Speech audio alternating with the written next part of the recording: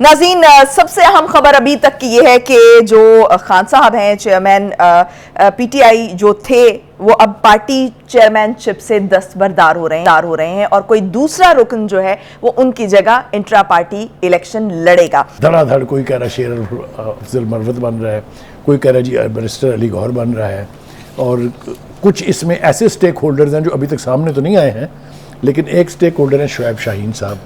उन्होंने ये बयान तो जारी कर दिया है कि जो कुछ शेर अफजल मरवत साहब कह रहे हैं ये हक़ाइक़ से बहुत दूर है, ऐसा कुछ नहीं है, अभी तक कोई फैसला नहीं हुआ है। ठीक हो गया जी। अब इसका मतलब ये हुआ कि जो वकला हैं हज़रत साहब के, महात्मा साहब के, वो लड़ पड़े आपस में। ज़ाहिर है, देखे ना, शेर अफजल मरवत साहब की और शेर अफजल मरवत कह रहा हूँ मैं, शेर अफजल मरवत और शुएब शाहीन की तो लड़ाई बाकायदा पब्लिक में हो चुकी हुई है ना। एक ने कहा ये गद्दार है, दूसरे ने कहा इसकी कोई हैसियत नहीं है, इसकी कोई औकात नहीं है। तो ये सारा मंजरनामा जो है ये हमारे सामने खुल के अब आ रहा है। अभी जो लेटेस्ट मैं सुन के आया हूँ वो ये है कि जी जो पार्टी के स्पोक्स पर्सन है, लेकिन बुखारी साहब एक अपडेट आई है, वो ये है कि जो पीटीआई का ऑफिशियल पेज है उससे ये कहा गया है कि जो सीनियर रहनुमा जो शेर अफजल मरवत हैं वो जो भी बात कर रहे हैं ये ठीक नहीं है। उससे यही तो मैंने कहा ना कि उसकी तरदीद हो चुकी है। मैं पूरी तरदीद आपको सुनाने वाला था कि जो स्पोक्स पर्सन ने बाकायदा ये अनाउंस किया है कि जो भी स्पेकुलेशन इस हवाले से हैं वो सब बेबुनियाद हैं। कोई किसी को नॉमिनेट नहीं किया गया है, ये अल्टीमेटली फैसला चेयरमैन साहब खुद करेंगे। ठीक हो गया। So you go back to square one कि सूरत हाल वही की वही है जो पहले खड़ी थी। अब उनके पास टाइम कम है, 20 दिन के अंदर अंदर उन्होंने इंतखाब करा के इलेक्शन कमीशन को इन्फॉर्म करना है कि यह है वो पार्टी के इलेक्शन। अगर इसमें रत्ती भर भी कहीं कोई फ्लॉ हुआ या कहीं झोल हुआ तो समझें कि पार्टी इस इलेक्शन में लड़ने की नाअहल करार दे दी जाएगी। तो इसके बाद जो पीटीआई के जो सपोर्टर हैं वो क्या इसको ये समझेंगे कि ये विद इन पार्टी ये कुछ ऐसा हुआ है या फिर भी इल्जामात की बात? देखिए, इस किस्म का कन्फ्यूजन जिसका अभी हमने तस्करा किया है, इससे पार्टी के लोग फर्दर कंफ्यूज होते हैं। ये लावारसगी की एक कैफियत है कि किसे वकील करें, किससे मुंसिफी चाहें, कि किसकी बात माने। शेर अफजल ठीक कह रहा है, शुएब शाहीन ठीक कह रहा है, पार्टी स्पोक्स पर्सन ठीक कह रहा है, बैरिस्टर अली गौहर ठीक कह रहा है, कौन सच बोल रहा है? जब उनको ये पता नहीं चलता, क्योंकि डायरेक्ट एक्सेस तो चेयरमैन तक है नहीं, तो फिर वो कंफ्यूज होके वो बिखर जाएंगे। ये पार्टी की टॉप लीडरशिप को पता होना चाहिए। इसलिए इस वक्त उनके पास ये चांस मौजूद नहीं है कि जिसका जो दिल चाहे उस तरह से खेले। The party has to take a position and decide it once and for all. यानी पार्टी एट रिस्क है इस वक्त। करेक्ट। इसलिए कि क्या चेयरमैन साहब किसी को नॉमिनेट खुद करेंगे? Who is that going to be? ये वकला जो है ना जी, वकला की जो लॉट है ये ताज़े एंट्रेंट्स हैं पार्टी की पॉलिटिक्स में। पार्टी की पॉलिटिक्स में के एतबार से अगर आप देखें तो ठीक है कि लीडरशिप अक्सर या जेल में है, मफरूर है, या दूसरी पार्टियों में चली गई हुई है। तो पार्टी तो एज सच पहले ही कसम पुर्सी की हालत में है, ऊपर से plus this confusion. That means the party will be more confused, और उसके जो वोटर्स जो उसके सपोर्टर्स हैं, चाहे जितना मर्जी आप कह लें उनको कि वो पर्सनैलिटी कल्ट के क्राउड है, वो उनकी मकबूलियत जो है उसमें कोई कमी नहीं आएगी, लेकिन ऐसे हालात में पार्टी कंफ्यूज। लेकिन अभी तो मजीद डिवीजन का शिकार नजर आ रही है। करेक्ट। ये आपने कहा ठीक है, चूंकि वक्त कम है तो दूसरा हिस्सा अगर आप कहें इसका तो वो भी ले लें। वो है जनाब कोर्ट्स का। पहली बात तो ये है कि अब पीटीआई की लीडरशिप को, ख़ासतौर से खान साहब को, ये इदराक हो जाना चाहिए कि अब ये वो अदालतें नहीं हैं, ना बंदियालवी, ना खोसवी, ना गुलजारी एंड वगैरह वगैरह। अब अदालत जो है इट मीन्स बिजनेस। लिहाजा जिस सुप्रीम कोर्ट ने इनको सादिक को अमीन करार दिया था, वहाँ अब ये मामला पेश होने वाला है। वहाँ नहीं तो उससे पहले नीचे इस्लामाबाद हाई कोर्ट में या स्पेशल ट्रिब्यूनल में, जहाँ जहाँ भी इनके मामला जा रहे हैं या ट्राई हो रहे हैं, अब फैसले होंगे मेरिट्स पर। और मेरिट्स पर फैसलों की सूरत में सूरत हाल बहुत पतली है। मिसाल के तौर पर जो इद्दत में निकाह वाला मामला है, देखिए दो गवाह जो बहुत इंपॉर्टेंट है, एक जो निकाह का गवाह है, दूसरा जिसने निकाह पढ़वाया है, तीसरा जिसका जिक्र किया है उन्होंने अपने मानिका साहब ने, जो लतीफ़ है, जिसका बयान आपने कहा है कि 2 दिसंबर को जो है वो रिकॉर्ड होगा। सो जब इतनी सॉलिड गवाही हो, जो रिकॉर्ड पर गवाह है, यानी मुफ्ती सईद के भी दस्तखत है निकाहनामे पर और ओन चौधरी के भी दस्तखत हैं, तो फिर जाएंगे कहाँ? वो जाएं तो जाएं कहाँ वाली कैफियत नहीं है। तय हो रहा है कि ये फैसला क्या होगा, और उसके बाद अगर अपील में वो जाते हैं तो सुपीरियर कोर्ट्स इसको अपहोल्ड करने के अलावा कोई चारा नहीं है। तो बुखारी साहब, ये तो रिलीजियस मामला एक तरह से, देखिए ये रिलीजियस मामला इसीलिए ज़्यादा सेंसिटिव है, इसीलिए ज़्यादा सेंसिटिव है क्योंकि सादिक और अमीन मजहबी बुनियादों पर करार नहीं दिया गया था। वो तो उस वक्त के जो चीफ जस्टिस थे या उस वक्त के जिसने भी ये सहूलतकारी की थी वो था अपनी विम्स पर, अपनी ख्वाहिशात पर।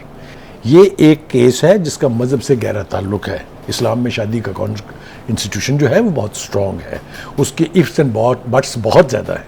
तो ये जो सूरत हाल हमारे सामने आ रही है, इससे ऐसे लगता है कि मामला कोई गड़बड़ हो रहा है। अच्छा, तो नाअहली इलेक्शन कमीशन की तरफ से एक तरफ 3 साल की सज़ा ट्रायल कोर्ट से एक तरफ, और अब ये जो कुछ होने जा रहा है, तो खान साहब मेरे ख्याल से महात्मा इज़ इन डीप ट्रबल, अच्छा, या इन डीप वाटर्स। ठीक, ज़रा मैं ये जानना चाह रही हूँ, मेरा सवाल ये है कि जो खुसूसी अदालत है उसने तो फैसला कर दिया है, तहरीरी हुक्मनामा जारी कर दिया है, ये भी कह दिया है जज साहब ने कि मैं किसी नोटिफिकेशन का पाबंद नहीं हूँ, लेकिन जो फैसला आया था वो आया था इस्लामाबाद हाई कोर्ट की तरफ से।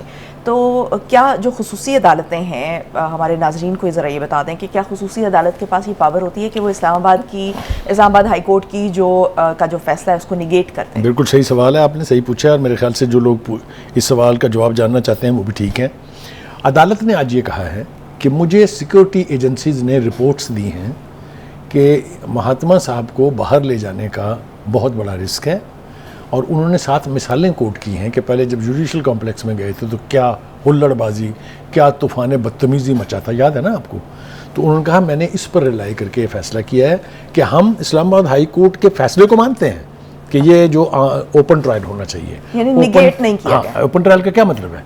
उसके करीबी अजीज़ो कारब हों, उसकी सारी लीगल टीम हो। उन्होंने कहा कि हम इजाज़त देंगे। तो पहले भी तो यही हो रहा था। लेकिन नहीं, पहले ये नहीं हो रहा था। पहले ये हो रहा था कि आप नाम देते थे कि कौन सा वकील लड़ेगा, आप इसी तरह से घर वालों के नाम देते थे, लिमिटेड।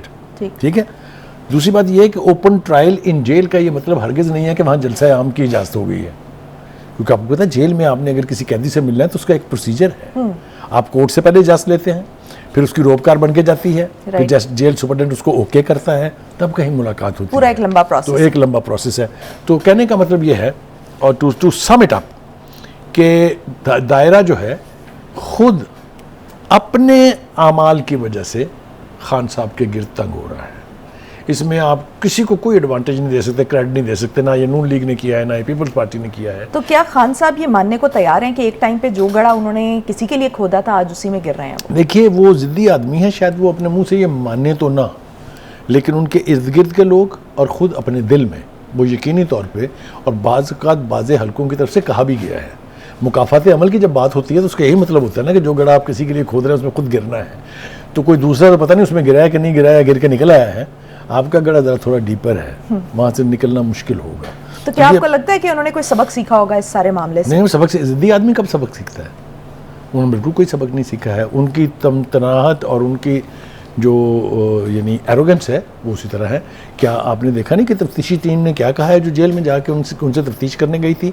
उन्होंने कहा कि मुतकब्बराना उनका रवैया है गुफ्तगू करने का। तो वो अभी आसमान से ज़मीन पर आए नहीं हैं, लेकिन जैसा मैंने कहा कि जो मुझे सूरत हाल दिखाई देती है, आना तो सैयां जी पड़ेगा। तो ये बात बिल्कुल तय है कि कोर्ट्स अगर मेरिट्स पर फैसला करेंगी तो खान साहब लंबे अरसे तक जेल में हैं।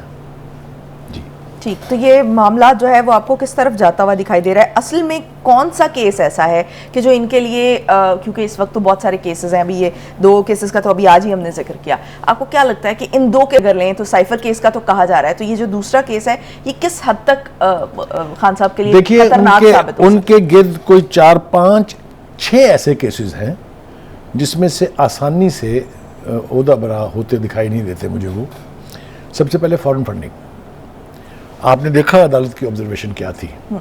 जस्टिस अतर मिनल्ला साहब के जो 5 सवाल हैं उनका जवाब नहीं है उनके पास।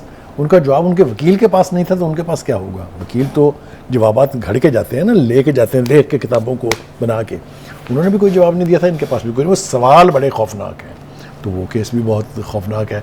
अगर आप इसराइल से पैसे लेंगे, आप समझ लीजिए, अगर आप हिंदुस्तान से पैसे लेंगे तो उसको आप कैसे चंदा बनाएंगे? तो एनीवे, एक तो इसको, दूसरा टेरियन केस,